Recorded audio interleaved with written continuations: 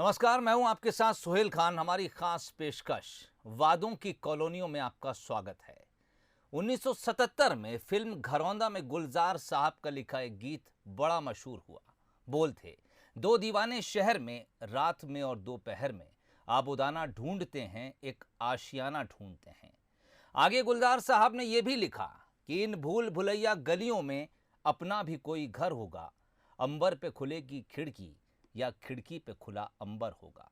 यानी कुल मिलाकर बात एक अदद घर की है। घर यानी एक आम आदमी के लिए सबसे बड़ा सपना, एक ऐसा सपना जो कभी पूरा भी होता है, कभी अधूरा भी रह जाता है और कभी पूरा होकर भी अधूरा रह जाता है। चोरी और बेईमानी के दौर में इंसान वैध और अवैध के पेंच में उलझ कर रह जाता है। सरकारें हर बार उसे दिलासा देती हैं और सरकारी दिलासा भी एक सपने जैसा ही है। पूरा हुआ तो हुआ, नहीं तो नहीं। तो अगले आधे घंटे में बात करेंगे एमपी में बनी वैध और अवैध कॉलोनियों की। जुड़ेंगे कुछ खास मेहमानों के साथ, तलाशेंगे कुछ सवालों के जवाब।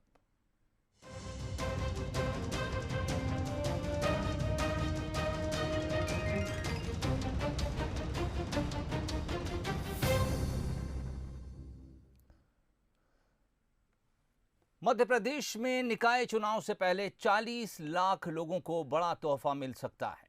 सरकार अवैध कॉलोनियों को वैध कर सकती है।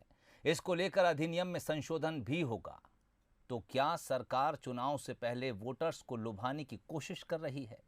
क्या वाकई कई साल से अटका अवैध कॉलोनियों को वैध करने का रास्ता इस बार साफ हो पाएगा? पहले देखिए ये रिपोर्ट, उसके बाद इस पर चर्चा भी होगी।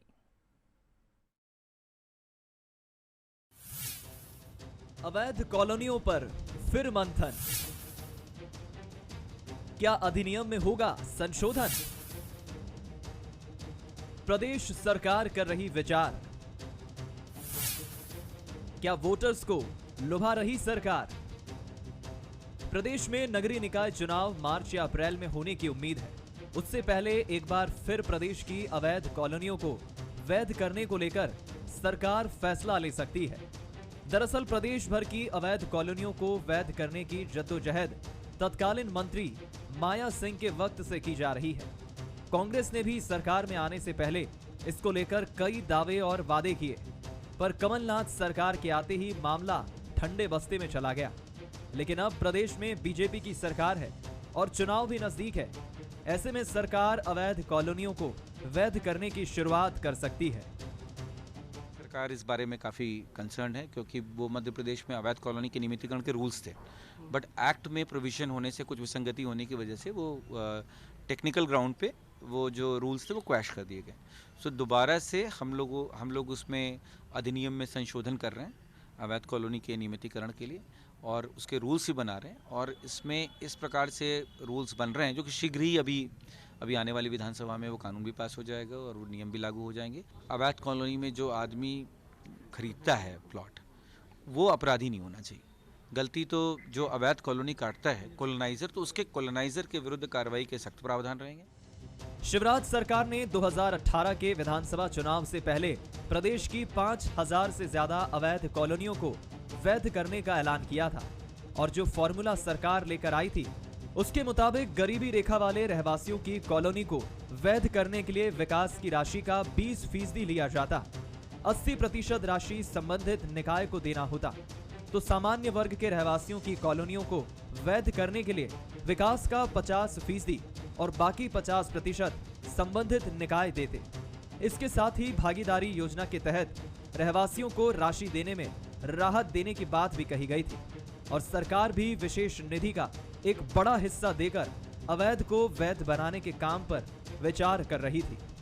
लेकिन सरकार के इस फैसले को ग्वालियर हाईकोर्ट में चुनौती दी गई, जिसके बाद हाईकोर्ट ने सरकार के फैसले को पलट दिया। लोन में बड़ी दिक्कत आती है, कहीं भी जाओ तो कब्जे वाले तोड़ देते हैं कि ये तो अवैध कॉलोनी है और है ना, आपको यहाँ रहने नहीं दिया जाएगा। हम लोगों को इतनी प्रॉब्लम उठाना पड़ रही है।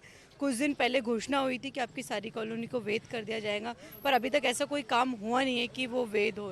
पूरा शहर और पूरा प्रदेश चाहता है कि जो अवैध बस्तियां और अवैध कॉलोनियों के नाम पे जो शहर में काम रुक जाते हैं, जिनको लोन नहीं मिलते, जिनके नक्शे पास नहीं होते, तो सभी लोग चाहते हैं। तो इन सारी चीज़ों को रोकने के लिए हमारे शहर की जो कॉलोनियाँ हैं और जो बहुत पुरानी कॉलोनियाँ हैं 100 साल से ऊपर की, उन कॉलोनियों को वैध करना लाजमी है, जायज़ है। जाहिर है कि एक बार फिर चुनाव नजदीक है। ऐसे में बीजेपी सरकार वोटर्स को लुभाने की पुरजोर कोशिश करेगी। इसके लिए नगर पालिक निगम अधिनियम में भी बड़ा बदलाव कर सकती है और अवैध कॉलोनियों को वैध करने का रास्ता साफ हो सकता है। Bureau report, Bansal news. तो जो कॉलोनी वैध है, दरअसल उस पर सवाल ही नहीं है, लेकिन जो अवैध है उस पर दो पहलू हैं। एक तो यह कि जिसने अवैध कॉलोनी काटी उसने मलाई काटी, लेकिन जो शख्स अवैध कॉलोनी में प्लॉट लेकर उस पर मकान बना लेता है वो फंस जाता है, और जब कानूनी कार्रवाई होती है तो फिर परेशान भी वही शख्स होता है। दरअसल क्या कुछ ये पूरा मामला है, समझेंगे इसे और चर्चा भी करेंगे। बीजेपी की तरफ से दुर्गेश केसवानी साहब इस वक्त मेरे साथ स्टूडियो में मौजूद हैं। आप बीजेपी प्रवक्ता हैं। केसवानी साहब, बहुत स्वागत है आपका।